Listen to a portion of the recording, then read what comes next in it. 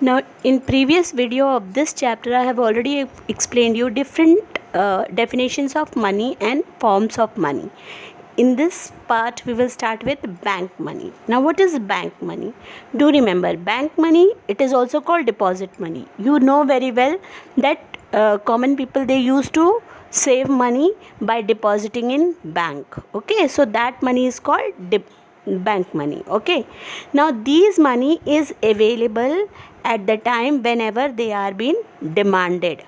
Okay, suppose if you want money today, so what do, you give either check or withdraw from ATM, right? So as and when it is demanded, bank gives you that. So that is why it is known as demand deposit. Okay, so bank money refers to the demand deposit with the bank.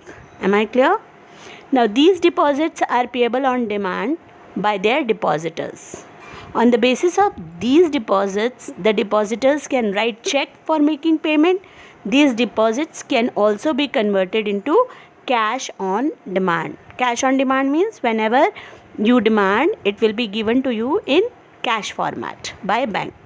Okay, so it should be noted that the check themselves are not money. So check is not a money, we know that very well. As and when we sign a check, that is not a money, we have to go to the bank to encash it.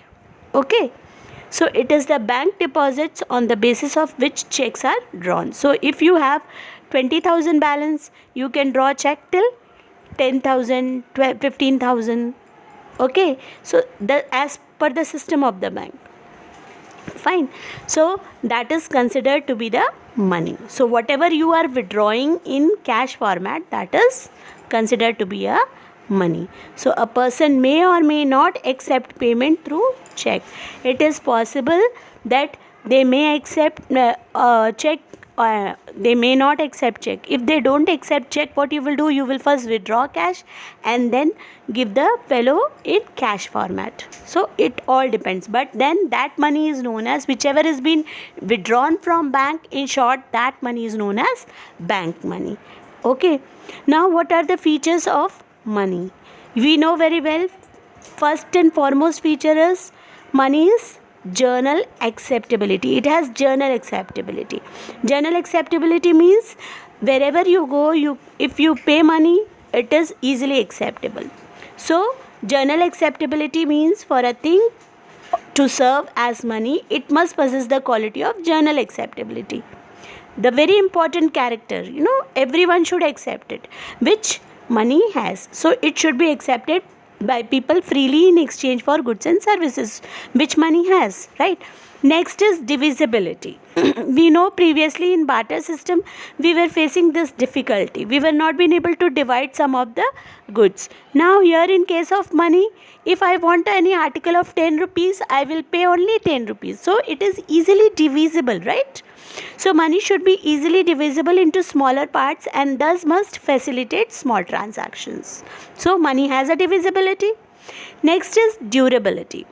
Now we know very well money should be durable to that it lasts long and can be stored. So previously when we were using barter system, this was the thing, we were not being able to store the thing, right?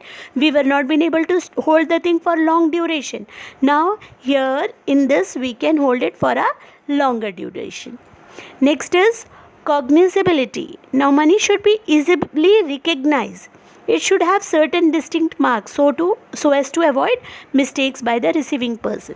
So there should be a clear mark, picture, everything should be there so that it should be clearly identifiable. Now we know each and every currency has the number, picture, clear identification. So we can identify it that whether it is 10 rupees, whether it is 50 rupees note. Moreover, we can identify whether it is Indian currency or it is dollar. Everything, it's so clear that it is identifiable. So this feature should be there in the money, and now this feature is there. Next feature is portability. Now money must be portable, one so that it can be transferred easily from one place to another a lot. Now previously when we were exchanging in barter system, the goods were so heavy that lots and pots of loads were not being able to carry. Now you know very well, in a pocket you can keep thousands of rupees and lakhs of rupees, and nobody will come to know. So that is, it is easily portable, right? Now, homogeneity. Various units of money must be homogeneous in quality. There should not be any difference between the various units of money. Now suppose if 10 rupees note, you have different varieties, how you will come to know which one is authentic? You will not come to know, right? So that is what they want to say, ki it should be homogeneous. If it is one unit, that is if it is of 10 rupees notes, it should be homogeneous, one quality, one size, one picture, everything should be clear. So it should have the quality of homogeneity. Next is stability. Money should be stable in value because it has to serve as a measure of value. Stability means whatever value it has stated. Suppose it is stating 50 rupees, so it should have the stability in that. That means it should be like, okay, 50 hai, so it is 50. It should not keep on changing. Okay, it should be stable at that point. Fine. So these were the characteristics, or you can say features. Now we will move on to functions of money. Now what are the functions which money has? First is primary function. Primary function is a basic function. Do remember, children, you people get a question that what are the features of primary functions of money? So what children used to do, they used to write all the functions, but then it is not acceptable. Do remember, when they say basic features, fundamental features, basic functions, fundamental functions, or primary functions, then definitely you have to write only these 2 points.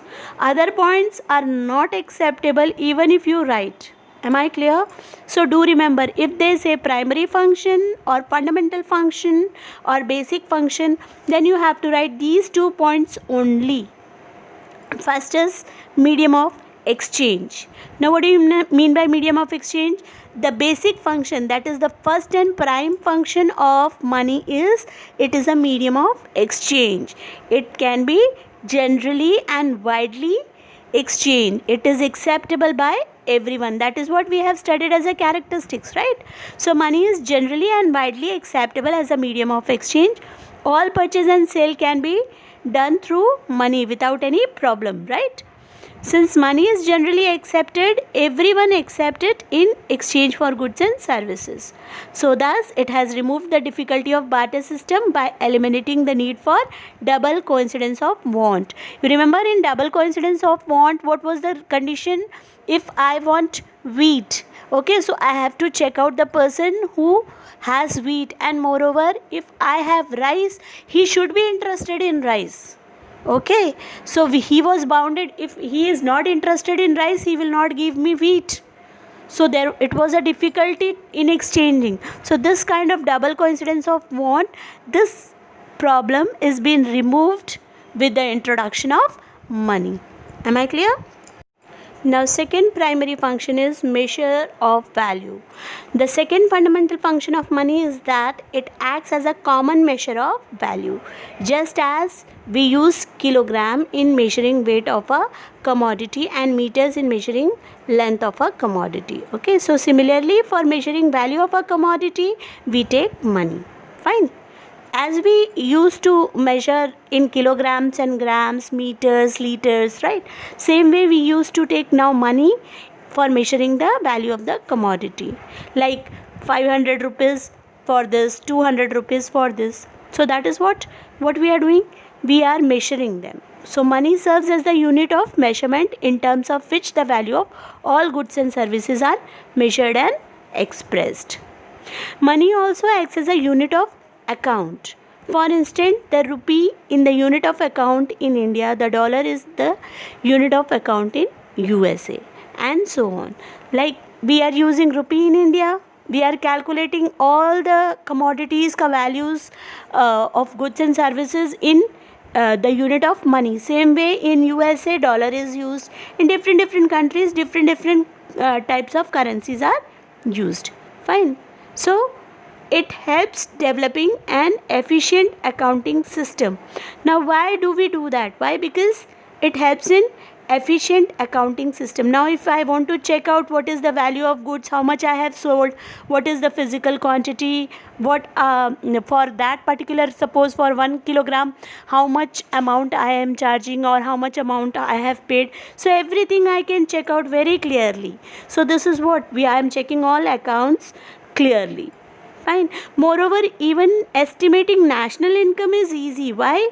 Because I know that how much money or how much production of what value production I am making in a country. So judging national income is also easy in this case. If we have a value, that means if we measure the value in terms of money, even calculating profit and loss, everything, it all becomes easy in terms of money. So it has what? Measure of value. So it measures the value of the perfect commodity. Okay. Now we will move on to the next function, that is secondary function. Now in this category we include those functions of money which are derived from primary function. That means these are sub functions which has come out from the primary functions. Am I clear?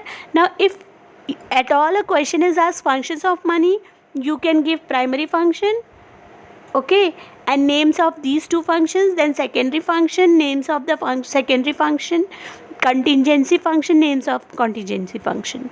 Fine. But if at all they are specific, that give primary function, give secondary function, or give contingent function, then you have to explain likewise. Okay, you cannot explain any points in any way. Am I clear? Now first secondary function is standard of deferred payment. Money served as the standard of deferred payment. Deferred payment refers to those payments which are to be made in future. In a modern economy, a large number of transactions involves future payment, which can easily be stated in terms of money. Now what is future payment? You know, credit. When you go to any shopkeeper, when you are, just ask your parents also, they will be knowing it much better. So what they do, if they are regularly visiting to a particular shop for a ration or something, what they do, they take rations on credit. So what they do, right now they are purchasing on credit, later on they pay it. Now when they take on credit and pay it later, then that is what? That is standard of deferred payment. Moreover, in terms of money, it is very easy to determine that how much amount of goods they are purchasing on credit and what will be their future payment. Okay, it is good for the one who is taking credit, and even equally it is good for the person who is giving credit. Now how? That person knows very well how much amount he has to recover from a particular fellow. Okay, so that is standard of deferred payment, that is future payment which is been promised to make. Okay, next is store of value. Now store of value means what? That means wealth for use in future, or you can say shifting of purchasing power from the present to future. Now how we will shift the power of this present to future? See, when I will save my money, okay, so what I have done, I have reduced somewhere my consumption. So what I have done, I have made up adjustment in present, save some money for future payment. So that is what it is. That means I have reduced some of the purchasing power today for future payment. Okay, by saving money. So store of value, that means now I can store the money which can be used for future. Okay, money is not perishable, we know that very well, and its storage costs are also considerably low. Now what do you mean by storage cost is considerably low? That means if I want to store money, I can easily store it. Okay, there is no another charge for storing my money. It is acceptable to anyone at any point of time. This is what we have studied so far, that money is acceptable, generally acceptable, right? So it thus enables the people to save a part of other current income and store it for the future use. So what I have done now, I will store my money today, present, Why? So that in future if I need it to expand my expenditure, so I can easily do that. Fine. The money provides the link between the present and the future. Store of value function of money is also called as asset function of money. Okay, do remember another name of store of value, it is also called as asset function of money. Okay, now next is transfer of value. Money also serves as transfer of value. It is because of this function of money people can buy goods at far off places. They can also purchase immovable property at any specific place for money. Further, people can loan out their surplus funds and earn interest. See, transfer value, that means I can give my money to somebody else. Right now, suppose if I want to purchase some property or anything which is have a good value, specific value and at specific place, so what I can do, I can transfer my money from here to another. Suppose I am here in Kanpur and I want to purchase some place apart from Kanpur. I want to take some land in Delhi. So can't I transfer my money from here to Delhi? Yes, definitely I can do that. So that is transfer of value. Same way, if I want to give loan, suppose if somebody wants loan, so what I can do, I can give my money as a borrowing to him, as a loan to him. So he can take loan from me and I can easily earn interest on that loan. So that is what transfer of value. Am I clear? Now in short, the main function of money can be summed up as money is a matter of function 4. What is it? A medium, a measure, a standard, a store. Okay, as this does not complete the picture, we may add transferability more. So what is this? We have add the things. So far whatever we have studied medium of exchange, so it is a medium. A measure of value, that is a measure. Standard of deferred payment, that is a standard. A store value, that is a store. Okay, and as this is not completed, at the end we add transfer of value, that is transferability. Am I clear? Now last function of money, that is contingent function. Contingent function refers to those function of money which help various economic entities such as consumer, producers, etc. in taking their economic decision. Now what are these? This is what we are going to learn. Now this includes what? First is maximization of utility. Money helps the consumer in maximizing their satisfaction. While purchasing various goods and services, a consumer will be able to maximize his satisfaction by estimating price of goods with their manual utilities. Now, if I can estimate the price of goods, okay, I can estimate my satisfaction also. Suppose I can say very well, this goods cost 100 rupees. I am satisfied with that. That means I am satisfied till 100 unit value, right? Or I can say I am satisfied more than the 100 value. So more than the 100 value, that means I have done. I have expressed my utility. Okay, so that is what it helps the consumer in maximizing their satisfaction. What I can do, I can select my choice with which I can get more satisfaction. Okay, I can take less value of goods and select likewise with which I can get more satisfaction. So that is maximization of utility. Now maximization of profit. Money helps the producer in deciding quantity of different factors of production to be employed. Every producer wants profit maximization. While employing various factors of production, a producer to maximize his profit equates marginal productivity of a factor with its price or rate of remuneration is expressed in terms of money. So what producer can do? Producer can select the factors of production of less cost, or what he can do, he can reduce his cost by applying different techniques with which he can get maximum profit. So that is another function. Next is distribution of national income. Money facilitates the distribution of national income among people. Total output of a country is jointly produced by different factors of production.